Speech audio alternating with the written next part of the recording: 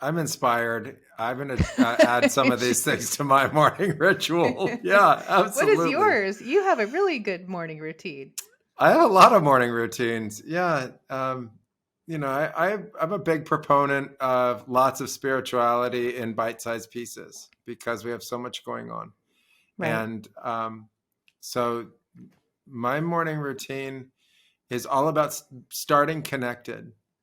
And depending on what's going on in my life at that time is dependent upon on how deep I'll go. So like if it's harder a period of time, because there's this ebb and flow to life that, in the perfection, we have to show up to life. And there are moments that are hard to, fully embrace. And so in that, I go really deep at that time. So if it's like that, I'll start very early in the morning, um, like you, before I get out of bed. And I like to connect with divinity. I like to connect to source. Source is the starting point. And I use affirmation statements for that and mental focus, like turning my head away from dream and turning my mind away from whatever I could be thinking about. And I put it right on the all of everything that's in, through, and all around us.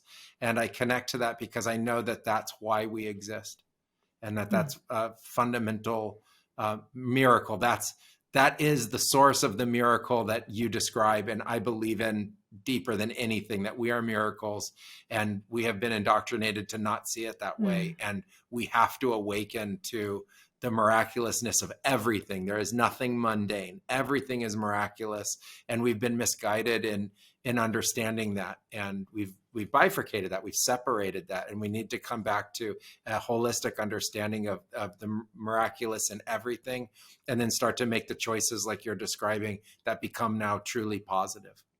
Right. And otherwise we use the miracle to create a kind of, just, yeah, negative. It becomes a pain point or a kind of suffering that we create that we don't need to anymore.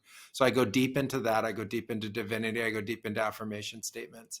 And then I'm very connected with nature.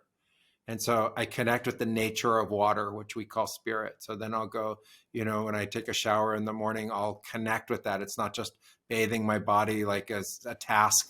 It's water is miraculous, and I'm made of 60, 70, 75% water. So I connect with that in a very deep way. And then I, I focus on everything that can like, I believe in incremental steps of success.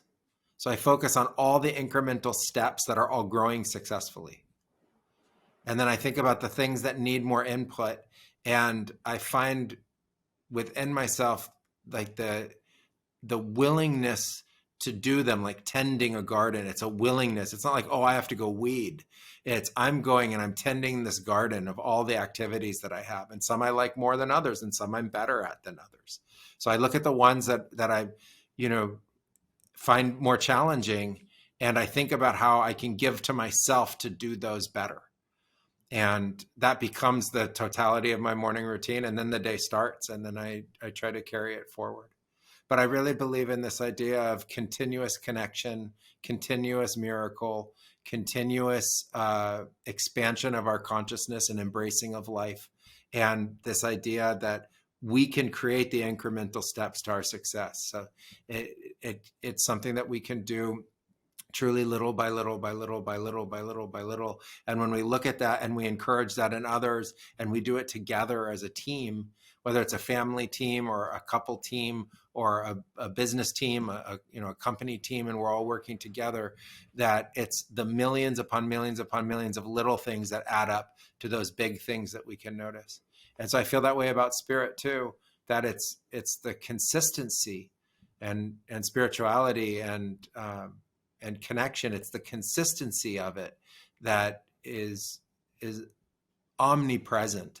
So I think it's always present, and it's whether we're tapping into it. We're always using it, but we can use it to play games of separation, or we can get shut down. Like you're saying, the kids who don't know how to dream to their success, so it's our responsibility to open that. And so that's my morning routine. And I let it, I let it change because I'm not as good as doing the same thing every day the same way. Mm-hmm. Like I fatigue in that. And I know that about myself, but I know others are really good at that. So for the others that do that really well, I tell them to do that. Like if they can align the clock to align that thing to happen at that time and they get it all worked out and they do this for 5 minutes and that for 10 minutes, I tell them, do it that way. But for me, it works better if it's a little bit different every day. And I let it be that way so that it's always creative and I can always reflect on what's happening in real time in the moment, but it is every day. And it's been this way for 20 years. It's been since I first got introduced to spirituality and to the books that you were describing, the Course in Miracles and the Four Agreements. Those were all very early friends, or early reads and early friends and early teachings that were incredibly important in my development. And then from that time, the moment I realized that we didn't have to wait for spirit, that spirit was always everywhere and that it was us to show up, then that was my favorite thing in the world, was to show up that way. And so that then became a morning routine, which became then a daily routine, which became a night routine, which became a 24-hour-a-day routine. Yeah, because I think that I felt like there had to be something more to life. Mm-hmm. There had to be. And I agree with you. Like you said, there has to be something more. All those other things that were described, like the family and a house and work and stuff, those are accoutrements to me of life. Those add to it. But life itself is the miracle. Right. Like the fact that we get to exist is the miracle. And with existence, we get to do all of these other things. And so when I finally had that oriented correctly in my mind, which took me the first, early 20 years, I didn't have that orientation helping me. I wish I had that daily routine when I was in, fourth grade and fifth grade and sixth grade. Yeah, me too. Right? I mean, that's what really propels me to do, that passion in me I think it's so important. If I had that then, like I was so lost, floating around.